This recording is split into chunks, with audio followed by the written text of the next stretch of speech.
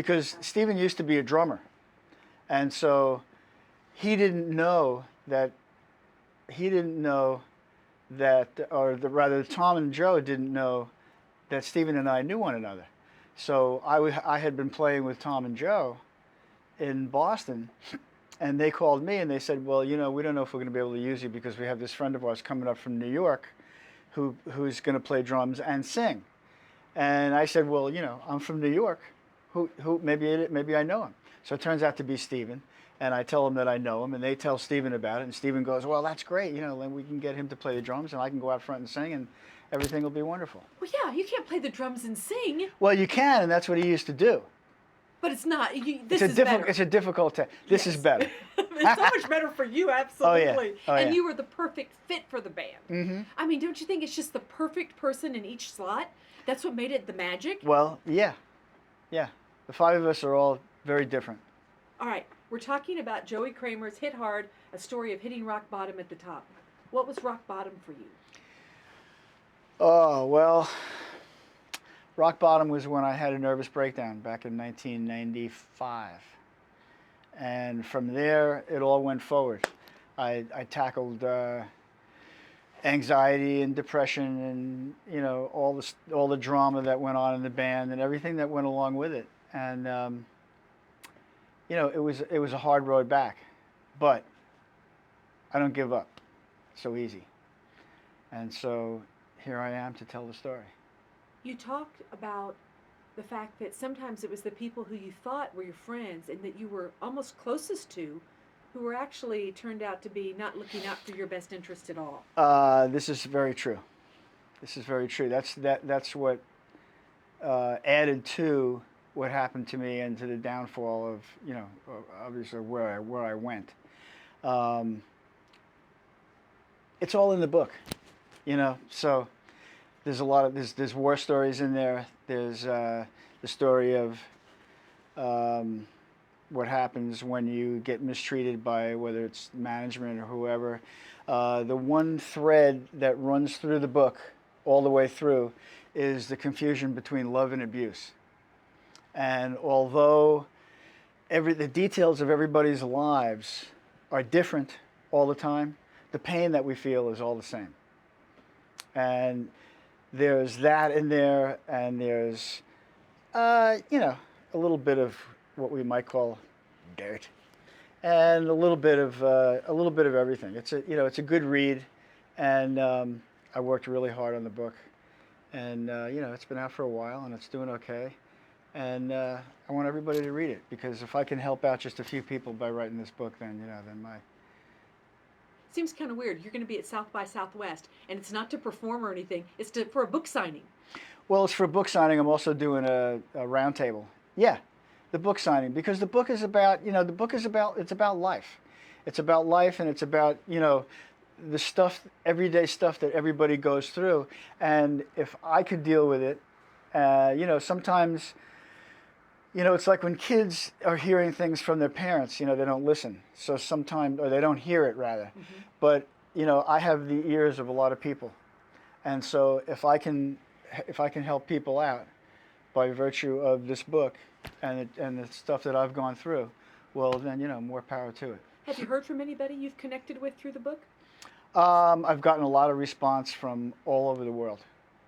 I've gotten a lot of response from Japan, from South America, this country. The response has been really amazing for me, because it lets me know that, you don't have to be, or it lets people know that you don't have to be a rock and roll star to crash and burn. And if I did it and I got through it, then, I can help other people get through it as well. I think you say in there that you went through a long period feeling very alone and unsupported. I think a lot of people would be shocked by that, because you've got this huge entourage around you and the band. You're with this group of guys, 4 guys. I mean, so they would think, oh my gosh, he's got the life, he's set. Yeah. But you're saying you're alone and unsupported. Alone in the crowd. Alone in the crowd. Well, until you find yourself and get a handle on what it is that you're all about, it's, it can be a difficult run. Especially when you're dealing with, the likes of anxiety and depression and drug addiction and alcoholism and everything all at once. when it all comes crashing down on you. I think a big part of what had happened was, I had a difficult time dealing with my dad's passing, and that's what kind of dropped me down into a depression after a couple of years of realizing that, and that's where I went. But the one thing that my dad did teach me, even though he was abusive to me as a kid, was that there are times in life where you may need to slow down a little bit and look at stuff, but whatever you do, don't ever stop. And that always stuck in my head. So, I've slowed down a little bit. I've almost come to a snail's pace at times, but I've never given up. And so I'm still here to talk about it. And talk about never giving up and slowing down, but never stopping. Getting ready to go back out on tour. Yeah. Yeah, we're going to go back out next October, November, December. We're going to Japan and South America. And, I feel like the band still has a lot of juice left, and I think that everything that's going on, adds to the excitement. Okay, you're obviously fitting this tour in when Steven's not doing American Idol. What do you think when you see him up there giving all that advice? I'm really proud of him. I'm really proud of him. He went and did something that, he really stepped out of the box, and he's bringing that much more attention to all of us. Sure. And capturing the hearts and the minds of kids that are even younger than where we were to begin with. So, it's opening us up to even a wider audience. Absolutely. Do you agree with his advice he gives a lot of times? Well, Steven's he's a very musical guy. He's a very proficient musician, and he's a very, very prolific songwriter. And I do agree with him, and sometimes I try and put myself in his shoes, and you have to be, it can be a very delicate situation when you're there giving advice to, a 20-year-old kid or a 21-year-old kid who's like giving you his all, and it's just not working. You have to be, you have to be honest, but you got to be nice about it. Yeah, and kindness. Yeah, kindness, and Steven, inside he's got a very kind heart. He's a good-hearted soul. All right. You see, from what you've gone through, the bandmates have gone through, now you look at people like Charlie Sheen, Amy Winehouse. Does it kill you when you see that? Well, yes, it does. It does. Because, it kind of disgusts me a little bit that Charlie, for instance, doesn't, I understand where he's at because he's locked inside of an active addiction and he doesn't know, he doesn't see. And yet there are people around him that are trying to tell him, and yet there are other people that are really doing nothing but taking advantage. You've been there. I've been there. It's, it's not right. I'm not pointing any fingers at anybody. But I feel really bad for the guy. He's when you're stuck inside of an active addiction, you just don't see. You just don't see. All you're concerned with is, minute to minute. And it's really,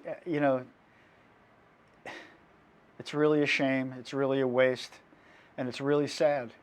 It's really sad. It really makes me sad. But when you see people like that, from everything you've seen in the industry, I guess there is the possibility that he'll come back around and others who face similar things will. Well, there's always the possibility, but the number one thing is that you have to want it for yourself. You have to get that. See, like if he doesn't stop, he's going to die. And that's a fact. And I've seen that happen to so many people, but you can't make somebody want it. You can't make somebody want it. What was the one thing through all of it that kept you from dropping off or maybe just giving up or anything? I would have to say in a lot of ways it was, intestinal fortitude that I had that I wasn't even aware of until I began working when I was, in treatment. And I began to get an education about why what happened to me, and do I want to deal with it? Do I want to work on it, or do I want to go back to where I came from? you know, and I was straight enough for long enough to realize that, well, you know, I don't want to die. I just don't want to do that. I don't want to go there. And fortunately for me, even after all these years, I love doing what I do, and I love bringing joy to people, and I didn't want to go anywhere. So, you know, a lot of it was intestinal fortitude, which having the nervous breakdown and going through all the stuff that I went through made me realize that I was able to muster that up inside. You know, there was something that just came to me naturally that helped me do that. That's great. All right. You love cars. I do. You love fast cars. I do. What are you going to drive to the book signing, or is somebody going to drive you? Well, I'm coming Lamborghini? I'm coming with. My wife actually has a Lamborghini, and well, I'm coming with a bunch of friends, and I come with, you know, I got to bring a security guy and my assistant, and so and plus it's going to be really crowded, and I don't like parking any of those cars in, you know, in a crowded place, so we'll probably bring an SUV of some sort, but I do love cars. What's your favorite that you have right now? I have an R8 Spider, which is my favorite at the moment. We also have a Lamborghini, and we have an SL63, and we enjoy the cars. My wife shares that passion with me, so it makes it a whole lot even more fun. And a lot easier for you to spend all that money on that. Because she likes to drive them too. Austin's home base now? Yes, it is. How long has that been, and how did that come about? Well, my wife is originally from Houston, and I lived in Boston for about almost 40 years. And I was, you know, I was due for a change, and I was due for a change in weather, I was due for a change in people, I was due for a change in geography, and, you know, and my wife came to live with me in Boston for a while, and it didn't work. And so I had always heard about Austin. We came down to visit a couple of times, and we started looking at places. And you know, the weather is a big factor that draws me here. The music scene, what's happening this week, and so far, I'm really, really loving it. It's really, you know, it's got a feeling of community, but it's very eclectic at the same time. And, you know, needless to say, the music scene is what it is. And I really love the way people are here. People are so friendly, and so, like, will go out of their way for you just for nothing. You know, it's like sometimes I'm like, wow. Not like Boston. I have to say, I don't really miss Boston that much.